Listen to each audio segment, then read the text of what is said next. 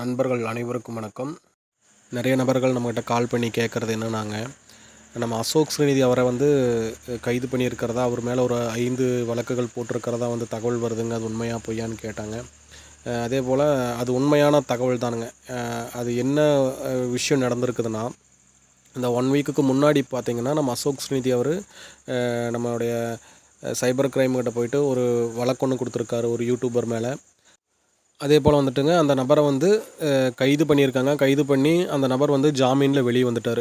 வெளியே வந்ததுக்கப்புறம் பார்த்திங்கன்னா, நம்ம அசோக் ஸ்ரீநிதி அவர் நம்ம கோவை மாநகர சைபர் கிரைம் அலுவலகத்தில் போயிட்டுங்க, அங்குள்ள அதிகாரிகள்கிட்ட வாக்குவாதத்தில் ஈடுபட்டிருக்காரு. ஏன் அவர் மேலே அந்த யூடியூபர் மேலே ஏன் நீங்கள் கொலை வழக்கு போடல அப்படிங்கிற மாதிரி வாக்குவாதத்தில் ஈடுபட்டிருக்காரு.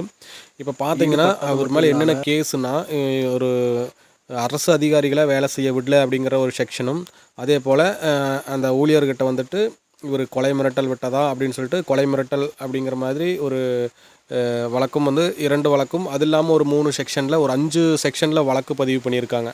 நிறைய நபர்களுக்கு புரிகிற மாதிரி சொல்லணுன்னா, நம்மளுடைய நிறுவனத்தில் இந்த ஒரு 5-6 மாதத்துக்கு முன்னாடி பார்த்திங்கன்னா, நம்ம திரு சத்யானந்தன் அவர்கள் யூடியூபர்ஸ் மேலே ஒரு கம்ப்ளைண்ட் கொடுக்கறக்கு commissioner office, Kovai commissioner office கிட்ட போயிருந்தார். அந்த டைம் பார்த்திங்கன்னா, நம்ம திரு சத்யானந்தன் அவர்களையே கைது பண்ணியிருந்தாங்க. அது ஏன்னு பார்த்திங்கன்னா, கமிஷனர் ஆஃபீஸில் நிறைய கூட்டத்தை கூட்டிகிட்டு போனதுனாலையும், அதே போல் அங்கே இருக்கிற அரசு அதிகாரிகளை வேலை செய்ய விடல அப்படிங்கிற மாதிரி கேஸ் போட்டு அவரை கைது பண்ணியிருந்தாங்க. அப்போ அதே போல் தான் நம்ம அசோக் ஸ்ரீநிதி மேலேயும் ஒரு வழக்கு போட்டிருக்காங்க. ஏன்னா அங்குள்ள அரசு அதிகாரியை வேலை செய்ய விடல அப்படிங்கிற மாதிரி வழக்கு பதிவு பண்ணியிருக்காங்க.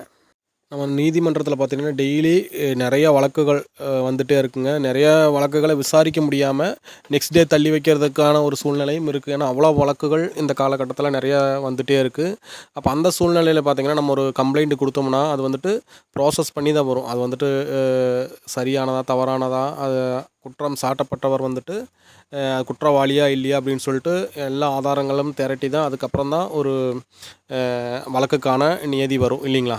அப்போ அதுக்கு முன்னாடியே போயிட்டு ஒரு குற்றம் சாட்டப்பட்டவர் மேலே குற்றமே நிரூபிக்கப்படலை, ஆனால் குற்றவாளி அப்படின்னு சொல்கிறது எந்த வகையில் நியாயம் அப்படிங்கிறது நமக்கு தெரில. குற்றவாளியோ இல்லையோ அப்படிங்கிறது நம்ம நீதிமன்றம் சொல்லும் இல்லைங்களா. நம்ம நிறுவனத்தை சார்ந்த விஷயங்களை சரியா தவறா அப்படிங்கிறது நம்ம நீதிமன்றம் சொல்லும்.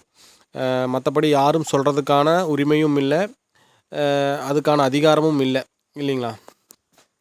அதே போல் நம்ம மைவி3யை சார்ந்த நிறைய யூடியூபர்ஸ் நம்ம அசோக் ஸ்ரீநிதி அவரை பர்சனலாக அட்டாக் பண்ணுறது, பர்சனலாக பேசுகிறது, இதெல்லாம் தேவையில்லாத ஒரு விஷயம். ஏன்னா அவர் வழக்கு கொடுத்துருக்காரு, அந்த வழக்கு போயிட்டுருக்குது. அந்த வழக்குக்கான நீதி கோர்ட்டே கொடுக்கும். அதை விட்டுட்டு நம்ம நீங்கள் அவரு கூட சண்டை போடுறது, அவருங்க கூட சண்டை போடுறது, இது தேவையில்லாத ஒரு விஷயம்னு எனக்கு தோணுது இல்லைங்களா.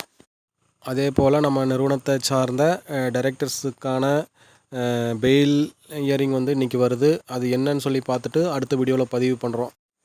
தேங்க்யூ.